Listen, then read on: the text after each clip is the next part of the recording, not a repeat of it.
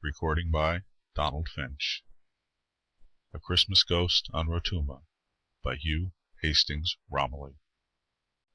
For 5 months I stayed in Rotuma without any news from the outer world, including the infected country of Fiji. In 2 months after my arrival there, I went into my new house. It was very large and luxurious. Every evening Alapati used to come and have a talk and smoke with me. I was always open to any of my friends who cared to come. As I provided tobacco for them, I seldom passed an evening by myself. The house was situated about 200 yards from Albert's, Alapati's, own house, and was just outside the limits of his town. A considerable clearing of 4 or 5 acres had been made in the bush to build it in. The short distance between the house and the village was of course very dark at night, as the path between them lay through a thick piece of bush. This sort of life went on with the exception of one break the whole time I was there. 2 days before Christmas Day, I was left all alone by my accustomed friends in the house, and spent the evening by myself. Allardyce and I made some remarks about it, but attached no importance to it of any sort. Next day I went to the other end of the island, and did not come back till late. I had not seen Albert or any of his people during the day.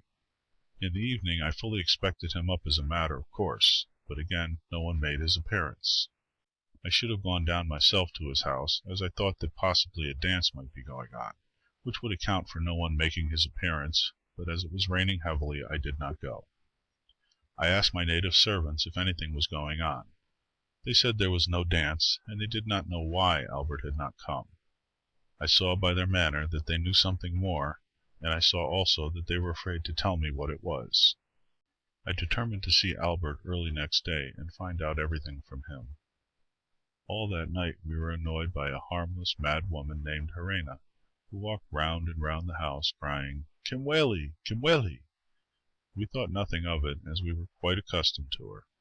Next day I went down early to Albert's house. He was just going out to his work in the bush. I said, "Albert, why have you not been to see me for 2 nights?" "Be afraid," said Albert. "Dead man walks." "What dead man?" "Kimweli." Of course I laughed at him. It was an everyday occurrence for natives who had been out late at night in the bush to come home saying they had seen ghosts. If I wished to send a message after sunset, it was always necessary to engage 3 or 4 men to take it. Nothing would have induced any man to go by himself.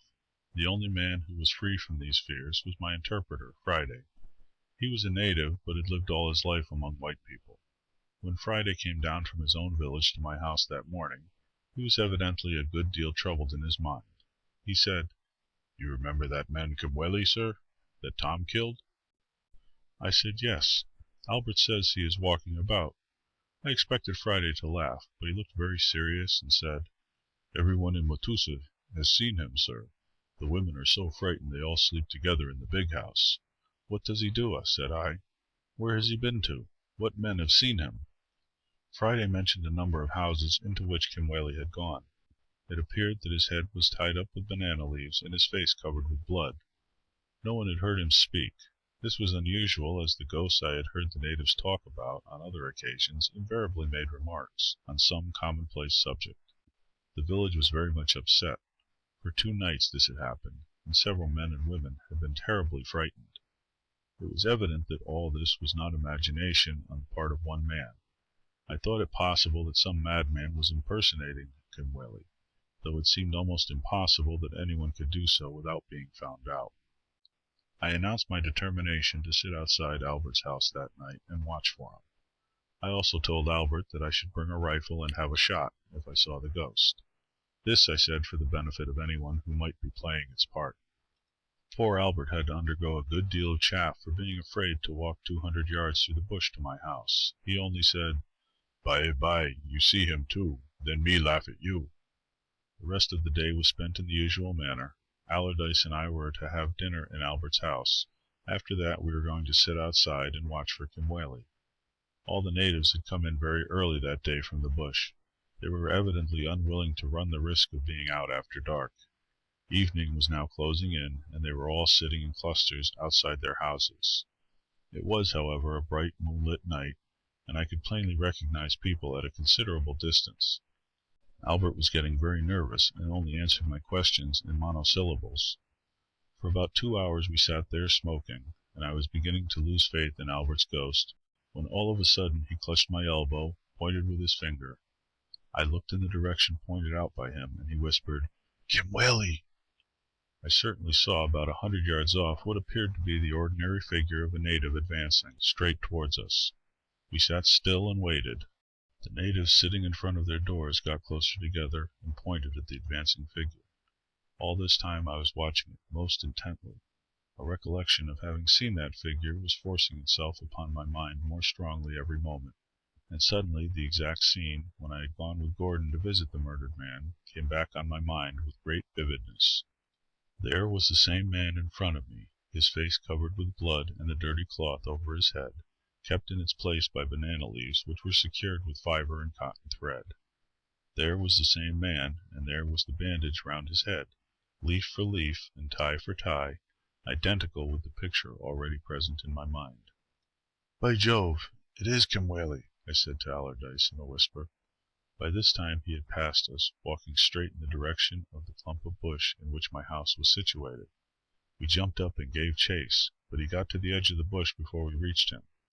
Though only a few yards ahead of us in a bright moonlit night, we here lost all trace of him. He had disappeared, and all that was left was a feeling of consternation and annoyance on my mind. We had to accept what we had seen. No explanation was possible. It was impossible to account for his appearance or disappearance. I went back to Albert's house in a most perplexed frame of mind.